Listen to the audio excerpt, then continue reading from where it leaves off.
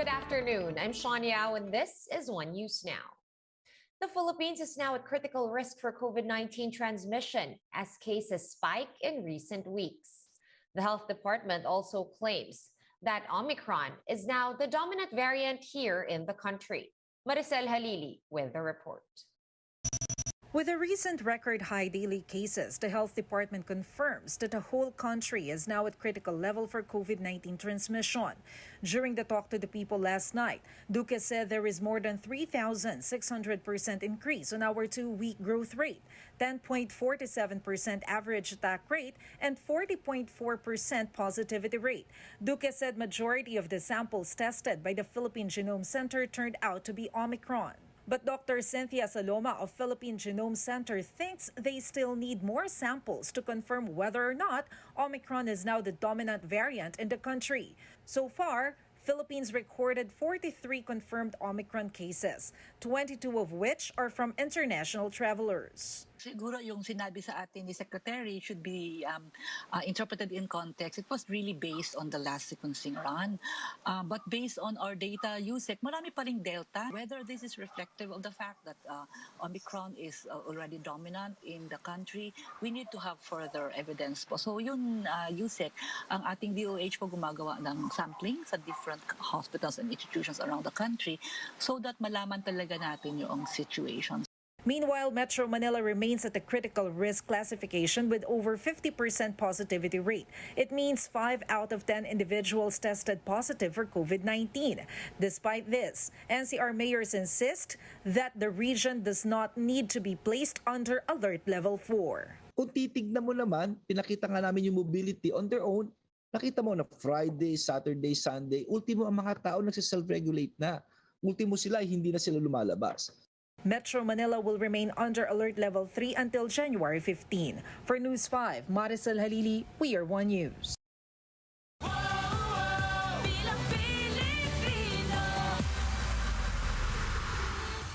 In other news, the Commission on Elections is currently validating a report claiming that its system has been hacked. In a statement, Comelec said the report barely supported its claim that the hackers were able to download files that included usernames and PIN codes of vote counting machines. The poll body adds that this information is not even available in their systems as yet. The Comelec said it is ready to go after those who will attempt to undermine the integrity of the election process. To talk to us more about this alleged hacking report, we have with us cybersecurity advocate and Manila Bulletin Technology Editor Art Samaniego joining us. Good afternoon, Art. Art, Manila Bulletin ran this report of a supposed breach in the Comelec servers. Can you talk us through that?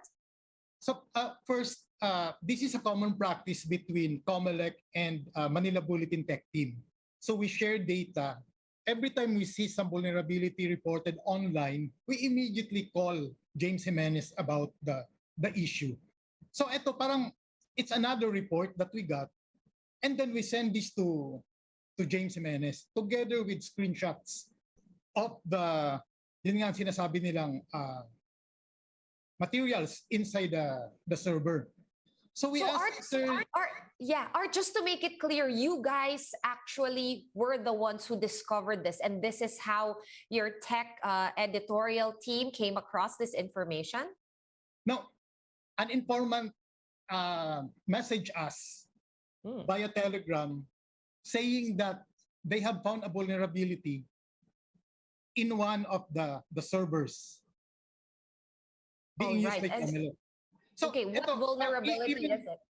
Yeah, even before, security personnel, security analysts are calling us, informing us of breaches and the like. So this one is just like another report.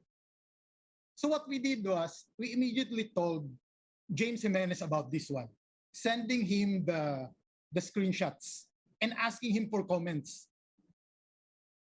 So he did not return to us. He did not reply to our comments. So when I followed it up on Monday, ang sinabi niya lang sa akin, the steering committee needs to be involved in this one.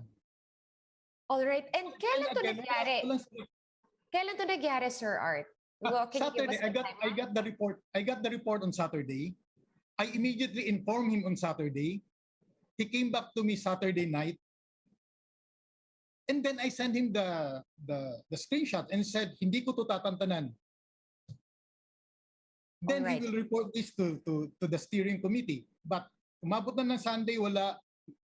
Monday, nag-follow up ako. And then he said, wala, no words from the steering committee. And I told him, sir, we need to report this. And then, okay, sabi niya, send me the link. So I posted it. Manila Bulletin posted it, the report, saying that there's, yun nga, alleged hack. Okay. Let's talk about this alleged hack some more. Art, supposedly vote counting machine PIN codes and usernames were also stolen. This is as per your report. Can you explain the possible impact of stealing this information or having this information on the 2022 national elections? So the informant sent a file to us with the heading that says VCM roles PIN. So Okay. it shows clustered precinct numbers, usernames and pins from BARMM up to Region 13. So ibig sabihin lahat, Region 1 to 13, tapos BARMM, Sulu. So my screenshot nito, it was sent to Sir James Jimenez. Mhm. Okay. So walang I guess, comment. sige, Walang carry comment on. sa amin. So walang comment sa amin yung nangyari. So yesterday when we published the story, less than 3 days naghintay kami ng sagot from Comelec, wala. And then when we publish it, less than 3 hours, they have their statement. Pero Alright. yun nga, lahat kasi yun, alam na ni Mr. Jimenez napadala na sa kanya lahat yun. Pero wala, hindi nila sinagot yung tanong namin kasi nagtatanong kami. Correct. So, natin na lang ninyo ngayon yung sagot sa tanong ninyo. Pero sabi rin kasi, Art, nung Comelec, no, na supposedly, some of this information that was given to you guys, supposedly, hindi pa siya available online, even sa sistema nila. Ano Yes, namang correct. masasabi nyo dito, ya? Yes, correct. Kung sinabi niya na kagad yun, nung pinakita namin sa kanya yung files, dapat clear na kami sa first story pa lang namin. So we need to rewrite the story para ipasok namin yung comment nila. Okay. Sige, so parang nagkakaroon ngayon ng late clarification with your story. But I guess, Art, bottom line, no, iisa lang naman yung tanong dito, can votes be tampered with because of this?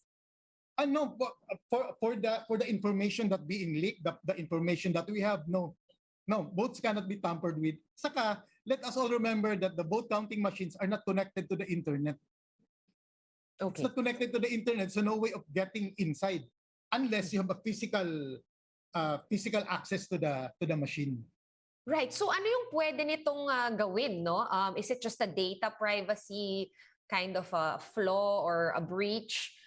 Or what kind of damage can this do to the integrity of the 2022 elections? So all the cyber criminals, if they will be called cyber criminals, would want to do is to put doubts sa elections natin. Well, they will be successful. Kung gusto lang maglagay ng doubt. So that's why, yun nga, dapat ang Comelec, may mga question na ganito, dapat sagutin kagad nila kasi meron naman palang silang sagot. Bakit pa nila hinihintay na maglabas ng story na nagpaalam pa kami sa kanila na we hold the story for 3 days. We did not release the story, waiting for them to clarify some issues that we found out. And yung source namin is, well, I vetted the source. Mhm. Na qualified talaga siya. Yung source namin, he knows what he's talking about. Pero yun Okay. lang, because we're talking in a secure channel, I could not trace who that guy is. All right. So you verified your source, but you have no idea who the source is. So the identity remains anonymous to you. With regard to tracing the hack naman, not anymore the source, no, just to verify the fact that there is a hack or not, para lang sure. Can it actually be traced to a certain person, a certain IP address or whatnot. How will authorities then go after these supposed hackers? I think the authorities could trace. Well, pwede naman siguro if the hacker is not that experienced, he could be traced. But if these hackers are experienced hackers, nako, baka mahirapan. But I think this type of hackers who, attack now, they're white hats. Because they did not disclose the content. They want to talk with Comelec and Smartmatic and tell them what's happening. Okay, so mga white hat hackers to, mga good Samaritans. Let's hope they keep in touch with you and keep letting you know pag mayroon pang ibang instances. Sana. All right, Sir Art, thank you as usual for your time and your insights. Art Samaniego, guys, cybersecurity advocate and Manila Bulletin tech editor. Thank you for joining us this afternoon. Thank you. Now, a riot at the Caloocan City Jail has left at least 6 people dead and 30 others injured. Here's the report. Bloodied and on the floor. This is the state of most inmates of the Caloocan City Jail following a riot that sparked inside yesterday afternoon. It was 4 p.m. when violence erupted between the members of rival gangs Sputnik and Commando over a coin game. Personnel from the BJMP and the PNP SWAT immediately responded to stop the riot.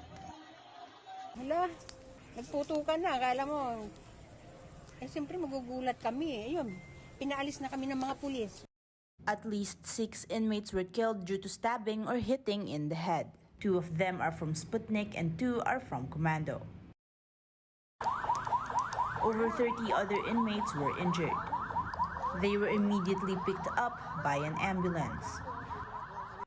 The SOCO, on the other hand, conducted an investigation at the crime scene. The Caloocan City Jail refused to address concerns on why a gambling game like Cara E Cruz was allowed in the facility. The BJMP and PNP are also conducting their own investigation into the incident.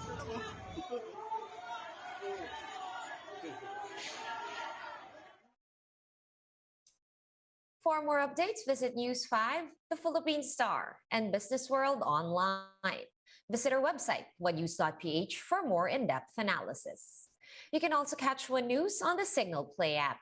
Register for a free account at www.signalplay.com and stream One News live anytime, anywhere.